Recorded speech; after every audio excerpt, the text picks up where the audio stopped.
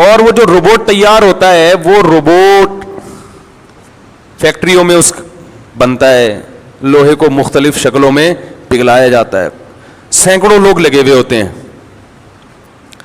یہ جو انسان کو روبوٹ ماں کے پیڑ میں بنتا ہے, پانی کے قطرے سے وجود میں آتا ہے, اور اس کی ہڈیاں بنتی ہیں روٹی سے. ماں روٹی کھا رہی ہے بھائی, اسی سے ہڈیاں بن رہی ہیں, اسی سے آنکھیں بن رہی ہیں, اسی سے کان بن رہے ہیں. میں روٹی کا ذکر جان بوجھ کر کرتا ہوں, حالانکہ ماں تو روٹی کے علاوہ بھی بہت سی, ڈبل روٹی بھی کھاتی ہے, انڈے بھی کھاتی ہے, اور ٹیبلٹ بھی کھاتی ہے جو ڈاکٹروں نے پریگننسی میں ماؤں کو لکھ کے دیے ہوتے ہیں. لیکن میں روٹی کا ذکر اس لیے کرتا ہوں کہ سب سے پہلے کیا ہے بھائی, جس کو روٹی کھا کے طاقت نہیں آتی وہ بہنوں کی جائیدادیں بھی کھا جائے گا, طاقتور نہیں بنے گا. آج کل لوگ روٹی کو فوکس نہیں کرتے, خاص طور بچوں کے لیے. میں لوگوں کو دیکھ رہا ہوں, اپنے بچوں کو پتہ نہیں کیا کیا کھلا رہے ہیں, طاقت کی چیزیں, یہ بھی کھلا دو, ڈاکٹر نے یہ والا ڈبہ کہا ہے, یہ ڈبہ پورا ڈبے سمیت دودھ پلا دو اس کو.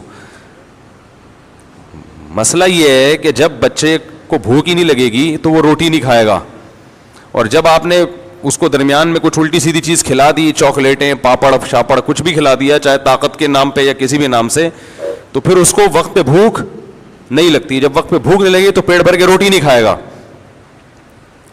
یہی حال ان عورتوں کا ہوتا ہے جو پریگننسی میں الٹی سیدھی چیزیں کھاتی رہتی ہیں, وقت پہ پھر بھوک نہیں لگتی, روٹی نہیں کھاتی.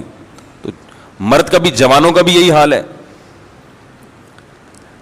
طاقت کی پتہ نہیں کیا کیا کشتے مشتے کھاتے رہیں گے بیٹھ کے, دوائیں کھاتے رہیں گے طاقت کی, دیسی گھی بھی پیتے رہتے ہیں.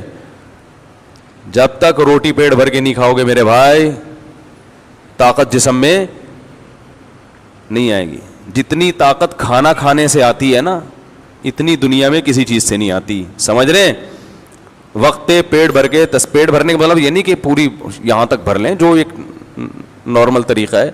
جب تک وقت پہ انسان کھانا نہ کھائے اس میں طاقت نہیں آتی, اور کھائے گا تو آئے گی, پھر بھی نہیں آ رہی تو کوئی بیماری ہے. لیکن بیماری ہوتی تو کھاتا ہی نہیں نا, وہ تو بیمار آدمی کو کھایا نہیں جاتا. تو خیر, تو ہڈیاں بھی بن رہی ہیں, اس کے جوائنٹ بھی بن رہے ہیں, اس کی آنکھیں بن رہی ہیں, اس کے ناخن بن رہے ہیں, اور ماں کیا کھا رہی ہے؟ روٹی. سب چیزیں اس روٹی سے, یا جو بھی دودھ مودھ پی رہی ہے, کھجور کھا رہی ہے, جو بھی کھا رہی ہے, سب کچھ بن رہا ہے. کیا سسٹم ہے بھائی اللہ کا, یہ کیا آٹومیٹیکلی ہو رہا ہے؟ کوئی روبوٹ اتفاق سے خود بخود وجود میں کیوں نہیں آ گیا اب تک بھائی؟ روبوٹ کیوں نہیں وجود میں آ گیا؟ ایک کھلونا وجود میں نہیں آیا آج تک. کبھی آپ کھلونے کی دکان میں گئے, آپ نے کہا کہ مجھے اپنی بچی کے لیے گڑیا چاہیے, ڈال چاہیے, اس نے لا کے دے دی, انہوں نے بولا کہ یہ ہزاروں سال میں اس شکل کی ایک گڑیا, بے جان گڑیا وجود میں آئی ہے ڈاروین کے نظریے کے مطابق.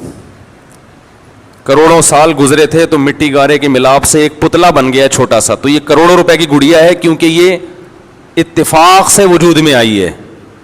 سمجھ رہے ہیں؟ یقیناً کروڑوں روپے کی بکے گی وہ, لیکن اب تک ایسی گڑیا وجود میں نہیں آئی.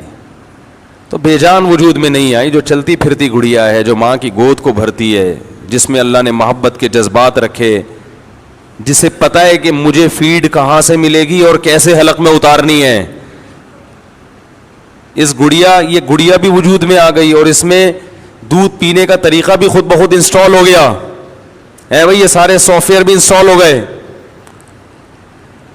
اور اس کو ماں کی پہچان بھی ہو گئے. یہ پاگلوں والی باتیں ہیں. میں اس کو, میرا اصل ٹاپک یہ نہیں ہے, لیکن یہ بتانے کے لیے کہ اللہ کے دلائل اتنے ثابت ہیں اللہ کے وجود کے کہ اس کا انکار یہ ہٹ دھرمی ہے, ضد ہے, اور یہ لاجک کی بات نہیں ہے.